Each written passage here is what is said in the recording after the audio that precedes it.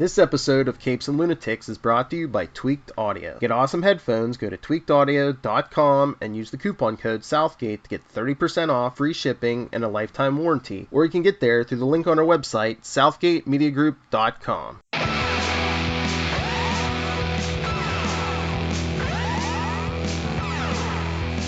It's Mozz! It's Jazz! We really want to be your friends. We hope I look at each other and it's Mozz! It's Jazz! And we really want to be your friend. Welcome back to the AKA JonesCast. You know, I actually do the jazz hands at the end of that song. Yes, well, you should. As I hope our listeners do as well. Today's episode, Season 3, Episode 3, AKA I Have No Spleen, in which we ask the question, what is the sound of one spleen spleening? Okay. That's a little thing for Mozz. He loves to... I do. Itching to get back out on the streets and find her attacker, Jessica defies her doctor's advice. Jerry reconnects with her college flame, Kath. Our director tonight is Anton Cropper. Brian Michael Bendis and Michael Gatos gets our Marvel Created By credits. Of course, our staff writer this week is Jesse Harris. Lording it over poor old Jesse is our story editing team of Jay Holtman and Jamie King. Lisa Randolph is getting our created by or written by credit, and Melissa Rosenberg, of course, has that created by credit. They're doing it backwards, so of course we forget that Jesse Harris is, of course, our hardest working woman in show business again. Okay, so this episode we're dealing with Jessica dealing with the trauma of being de-spleed. And it's an interesting aspect of this because, first off, her doctor is wonderful. I think we can all agree with that. Yes. As he explains to you that you can have a normal, healthy life even without a spleen. And, you know, it is, I gotta say, I don't quite know how I feel about Jessica in this. I get that I'm nobody's victim and I am not going to allow myself to be slowed down by this. But, you know, she isn't bulletproof, you know? And there doesn't seem to be, you know, a life hanging in the balance. So you can chill out for a second. Yeah, she could heal and regroup. I mean, I get the idea that she wants to get back out there. You know, she wants to do this. But it also does seem like she is just so afraid of being the victim again. And granted, I understand that, you know, she has dealt with being the victim in the past. You know, she doesn't like to feel powerless, especially because she is so powerful, you know. And for years, she was essentially a mind-controlled robot, you know? Well, exactly, and that's the thing. It's like all this stuff reminding her that for all of her powers, she is still human, you know? She's not invulnerable. She's not immune to pain. And, she sees the little bracelet that says, I have no spleen, her new medical alert bracelet. Which I don't know if that's what they would say on the medical alert bracelet. I could be wrong. But, you know, it just seems a little oddly on the nose. But, you know, whatever. I have no spleen. Which was kind of an interesting way to present that idea, because for a good little while I was questioning. I was like, was she born without a spleen and that bracelet has always been there, or did she just get her spleen removed right now? Because it seems like an advanced step to take to have like a fancy silvery bracelet that says that, as opposed to just have it on your chart. Well, yeah, but they have the medical alert bracelets. I guess they're suggesting that, you know, part of what they do in the hospital is they issue that to you. Because, you know, she's been out for a couple of days, and I'm sure that it is a pretty standard procedure, you know. They might even, they probably have a little, you know, like a penny press machine where they just press out the bracelets that say, you know, I have no spleen, you know. Yeah, and it might be good for, like, a nurse who's just starting her shift who doesn't know the patient to be aware of, you know. Well, and they also, and probably, they want people to have these kinds of things. When you're a medical professional, especially when you're dealing with someone like Jessica Jones, who probably isn't going to be following medical advice, to make sure that when she falls down, there's something for the paramedics to know. Oh, she has no spleen. Um, and I do question that because I have looked up where the spleen is and where she got stabbed, and I do wonder about it if that really would have taken out her spleen. But we're gonna go along with the story on this. She has had her splenectomy. She is despleened, which is what she now has to do with. That's her life now. But she's Yeah, also the interesting thing that popped up there for me was when she says, your liver does pretty much the same thing. yeah. Which poses an interesting question. She drinks so much because her liver processes the alcohol too quickly. Now that it's burdened by the extra weight of the work that the spleen would normally do, perhaps she will find her way to being a bit more buzzed. That may in fact be the case. Although I think the fact that she also probably lost like 4 pints of blood, Huh. also is not helping. No. That's the thing. It's like and honestly, I don't know if she's going to be able to regrow that spleen. That's the thing. It's Oh like, no, hey, I don't think that's how that works. you know what? I don't know. She has healing. She has a healing factor. Let's not forget. We saw her mom was like, tore up from the thing, and yet eventually got herself completely repaired. And I think the same thing can be said to have happened for Jessica after the accident. Yes, she was less injured, but her body was able to repair itself. So I think there is definitely a quality to this, which is that they are that she may heal from it. She may get her spleen back. That would be cool. I'm not going to write that off that she just will never have a spleen again because why not regrow your spleen? I mean, what's gonna stop it? That's kind of the thing. Now as we're doing with this, we do see that she thinks that the person who came after her is the person whose attack with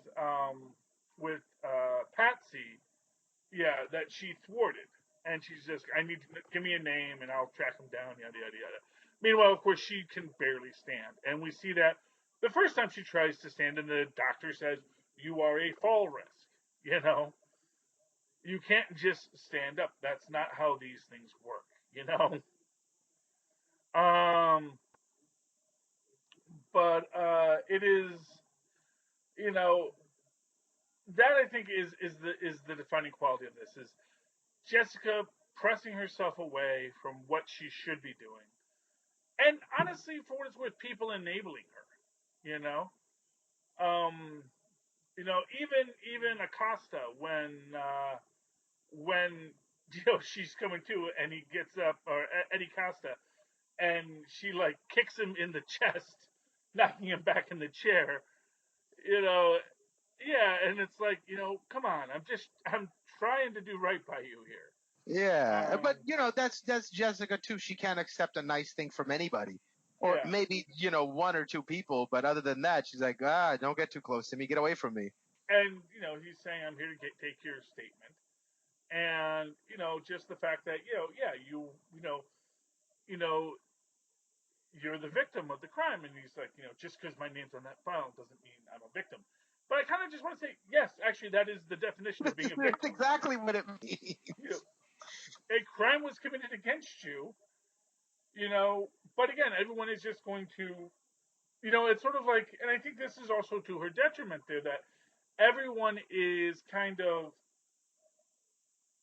saying, well, you have superpowers, so we can just let you get away with it. And it's like, well, maybe we shouldn't, maybe that isn't the way we should be with her. Maybe we should say, you know what, this is, you are not invulnerable, and maybe we need to hold this back. And I think we see the same when she does get out of the hospital and she runs into Malcolm, and Malcolm has stolen the knife, which, is evidence, should have been given to the cops, and he says, oh, I had a guy run prints on it, there's no prints on it. It's like, okay, but that's still evidence. And what is Jessica going to do with it? Right.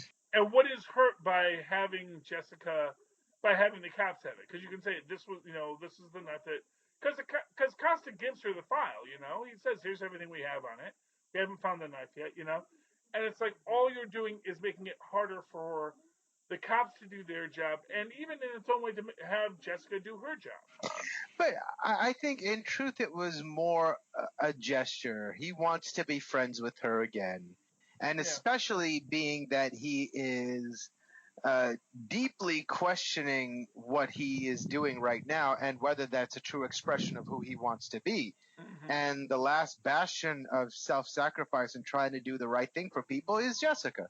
So maybe he's looking for the piece of himself that existed when he was with her. Yeah. And of course, speaking of Malcolm, we do have his little scene with his girlfriend and her butt. Right, which that's interesting because, in my opinion, I think that woman is a plant by Jerry Hogarth to keep tabs on him. Oh, you do? So you don't buy that she's into him? Oh, she might well be, but I think she is also there because it seems too convenient. And he seems to, I mean, he is very sly and good at his job, but he does seem like a good person, and that makes you a little bit vulnerable to people that seem to be good people. Yeah. Well, about how good of a person he really is always the question, and that's where we have him peeing blood aspect of it, and you see like he's got the safety belt, bruises on his body, Yeah. And she's like, I don't actually normally pee blood, so I do think that's a big deal. And he's like, no, I looked it up online, it's fine. And it's like, first off, again, that's not how this works. That's not how any of this works. But she's willing to trust him on this. I don't think she's a plant. I think she might not be. I think this is very much a relationship that they have. In fact, I think Jerry even makes a comment about being a power couple in this episode and about how she frowns on the idea. But that's what Jerry would say to maintain the illusion. Mm-hmm. She's very smart, she's, so I think she's always in control, even when it looks like she's not. Yes. And of course, to that end. Except for that scene with her friend. Yeah. Which was beautiful. Unbelievably beautiful to me. You mean with her old girlfriend? With her lady. Yes. That was one of my favorite scenes in this episode. Because, first of all, kudos. What a beautifully filmed scene. And as far as Hogarth as an actress, my God, that scene was so dripping with sensuality and anticipation. Are you talking about the restaurant scene? No. The scene where she comes to play the cello for her. Oh, her. Yes. My God, that was such a perfectly filmed and directed scene. It was beautiful. Oh, yeah. Well, it's, very sexy. But, but then again, like I said, I also liked the restaurant scene. Because there is this quality to it of, it's this idea of, Jerry trying to, get into heaven somehow kind of thing. Like, I have to make amends and you're the one that got away. Oh, I don't, well, I mean, I'm using heaven metaphorically. I don't think she actually thinks she's getting into heaven, but it's like, right. She has to do the thing that she should have done years ago. But at the same time, to me, it's again, I feel like Jerry is putting this person as an object. Right. I don't think it's about redemption at all. It's about one last scratching, pawing attempt at possessing something that she was upset that she lost. Much, like people chasing after that statue. To her, it's the same thing. And the beautiful part about all of this to me is that she was the one being played the whole time, which is so unbelievably gratifying to watch this woman and for Hogarth to play that little game. Oh, I have your tape. Oh, oops, the tape got ruined. Oh, she never had the tape. This was just all a ploy to get this woman into bed, and she played it perfectly, and her friend played it perfectly too. And right when you get to the end, when Hogarth feels like she's winning, oh my God, she says, no, we have an open relationship. He's probably out screwing some grad student, and we're okay with that. I'm never going to leave him. And then she gets up and she walks out, leaving her in a puddle of her own ineptitude or her own lack of control of things. And it's, oh my God, it must have been so gratifying for that woman to get up and walk out. Oh, it was so beautiful. And the way she comes in too, playing coy, and then she like hikes up her skirt as she puts the cello down. Well, I think you got to do that with the cello. Got to put it between. Yeah, but there was more to it than that.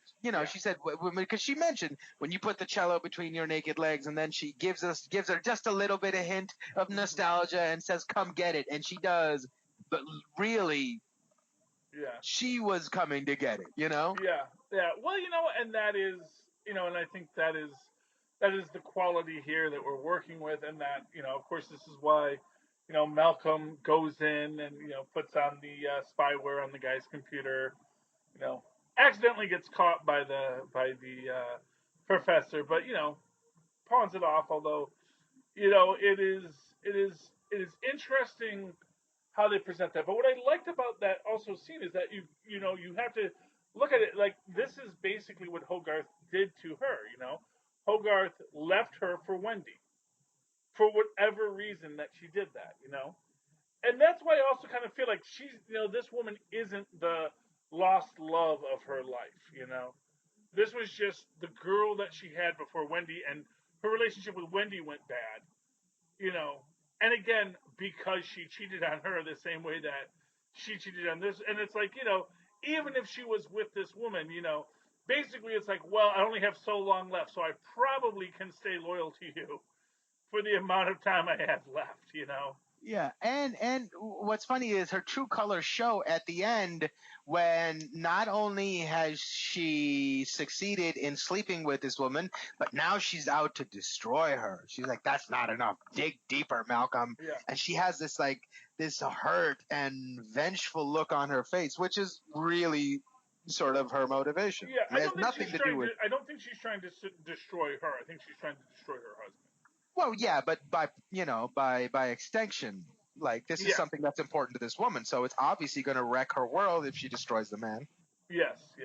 Well, but then she can come in and swoop up and pick up the pieces. Right, but that's what people like that do. Yeah, exactly. Because again, it's all just an object to behold, Mm-hmm. Much like this statue, and much like what's his name, Brent, who beat the heck out of his sister just to get this piece of artwork, Yeah, that's a really wild and I mean they could I don't know, that could have been told a little better.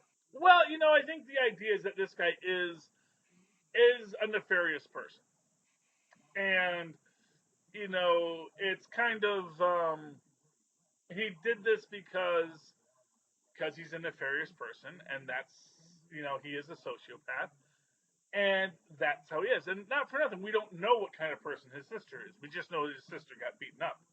We don't know we don't know that she's not a sociopath too, that's always the thing. It's like, it's very easy when you just see the aggressor to never think that, well, maybe the victim was also an awful person. Not that that makes them deserving of it, but it's just to, make this idea that, there are no innocent people. And I think that's something we see in that very first episode of the season with the, couple, that yes, the father's definitely in the wrong and is aggressive and is not someone that you should trust. But then obviously the mother is a psycho lady too, It's like there are no heroes here. There are no good people. We have Trish using her, superpower of fame to actually help track down this missing art piece, and we do see. Well, track down is a taking liberty. She stole the information from passed out Jessica and was very opportunistic and scavenger like about it. Yes, well, which I guess is part of tracking down, but still. Well, but I don't feel like I want to give her too much credit. Isn't going to get you in the door. What gets you in the door is that she's Patsy. Mm-hmm. So, and as they said earlier, with the person that she beat up and who settles out of court for like $50,000 instead of $500,000, it's like the image of you is you have money and you're someone that operates outside of the rules, and so I think that in that way, Patsy could get access to it in a way that that Trish couldn't, or not Trish, but that Jessica couldn't. Although we do get Jessica breaking in and accessing, getting the thing and giving it to Trish and all that kind of stuff, and then going to track the guy down. Yeah, this is the thing I liked about this whole scene was how Jessica finally gains a little bit of respect for her. Mm-hmm. And she says, okay, maybe you can handle this. When she sees her somersault over the table and accomplish the task that she was there to do of finding the information on the computer and gets back into her chair without the guy noticing, she's like, oh, look at this. Maybe she's not the helpless person I thought she was. Yeah. And it sort of like does a whole lot to repair their relationship a little bit. Well, yeah, I mean, it's still going to be a long ways, and it's still a lot more. But they're starting to get to that point where they can have that grudging respect. Yeah. Jessica can see that this is someone she can lean on. Yeah. That they are friends, and that there is work to be done. That was a nice moment, even though she punched her in the mouth. Yeah. Even though, but still, it was almost like she respected her enough to punch her in the mouth, in a sense. Well, yeah, that because was kind of cool too. What she's saying is no. One thing I've learned now is no one is invulnerable. Right, and she respects her enough to be able to take a punch. Exactly. I thought that was really cool. So she does confront Brant, and of course Brant, no idea, and basically just thinks that the supers are out to get him. He's been hiding out. It's like, why would I send someone to stab you? You people all have bulletproof skin, Which, probably is that kind of assumption of people. It's like, aren't you bulletproof, Spoiler, she's not, but, and once she realizes that, she's like back to that dead end, and she winds up getting back with what I believe his name is Peter. Is that his name? I don't remember. I'm just gonna call him Burger Dude. Burger Dude, yeah. Oh, by the way, so we had a whole conversation about the burger last week. I am not backing off of my original statement that a burger's entire point is that the grinding of the meat, removes any purpose of what kind of cut of meat it is. That basically what it is that if you're grinding a good cut of meat, that means it's pre-marbled, which means you don't have to do as much to it. But here's what I'm going to say. The thing of it is that because you're grinding it, you're actually no longer using the natural texture of the meat, and the fact that it is marbled. So there's a certain amount of fat that's going to come off the meat, a certain fat that's going to be absorbed into the meat. And once you've ground it, you've kind of undone that. But the big thing that you do get an advantage of in using better cuts of meat is you might get less gristle. Now, I'm going to put a caveat on that because personally, I love gristle. I think gristle is the most flavorful part of a piece of steak. A lot of people don't like it because you got to really chew it.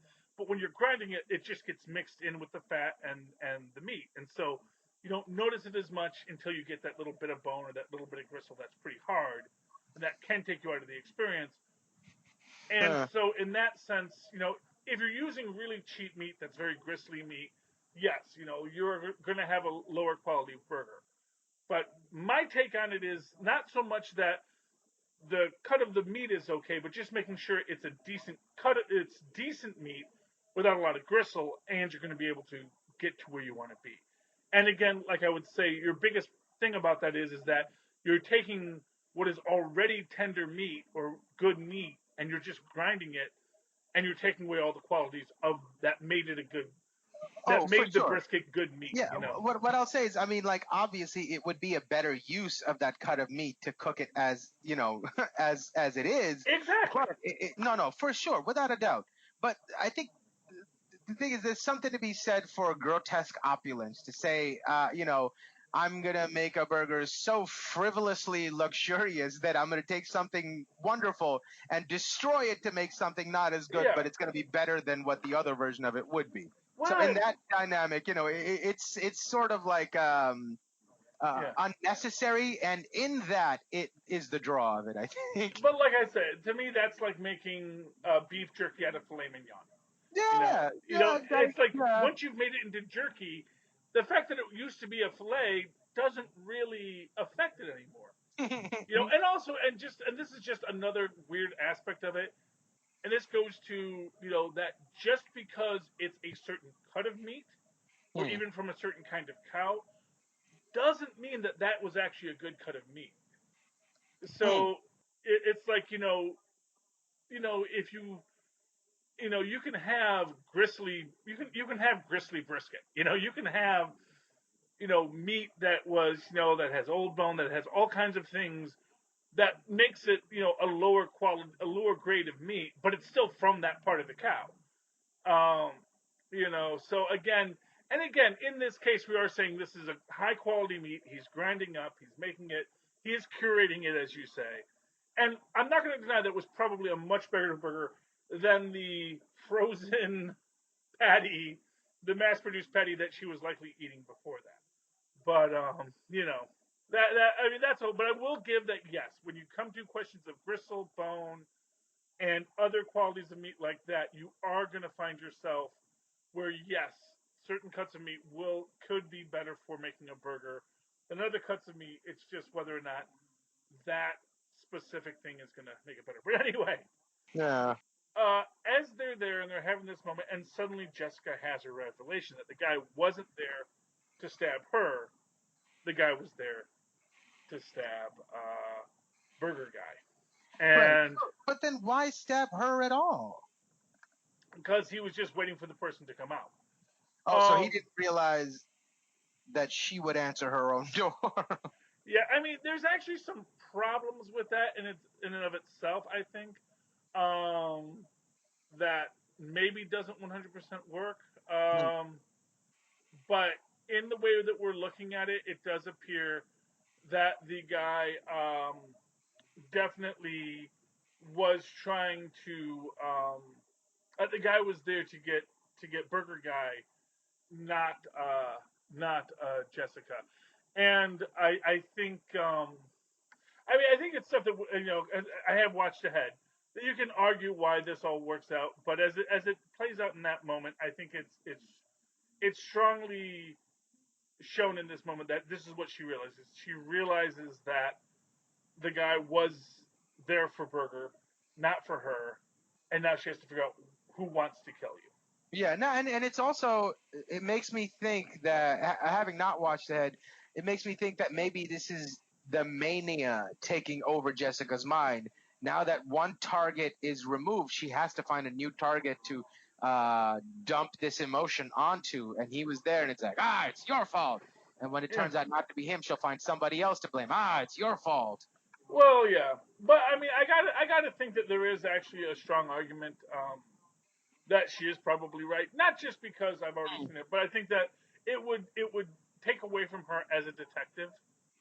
You know, basically, Yeah. she got pulled into in her delirium after getting her spleen removed. She got pulled into this delirium of, okay, it must have been the person that I attacked. That basically seeing that I must have been the target because I was the victim.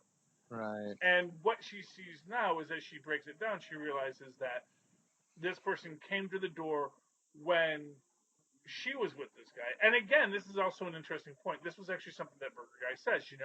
It defeats the purpose of a deadbolt when you have a glass window in the door.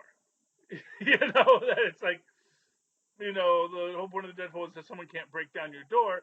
But the fact of the matter is, if you have a glass window, they just have to break the window. And then that goes, yeah. Yeah, and how often across these seasons has that door been damaged? Oh, yeah. Well, yeah, because people are always Every going through season. that window. That is the case of it.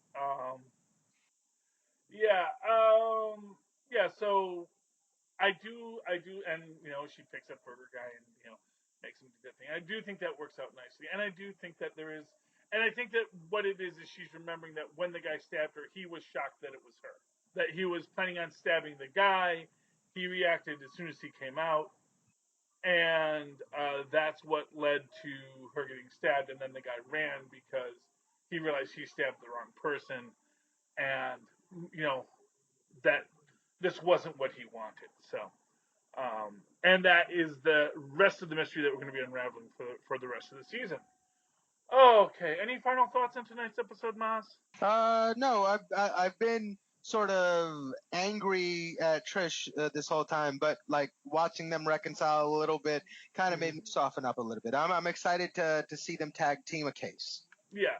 Well, I think that I think that we're going to see Trish grow, and I think we're going to see Jessica grow.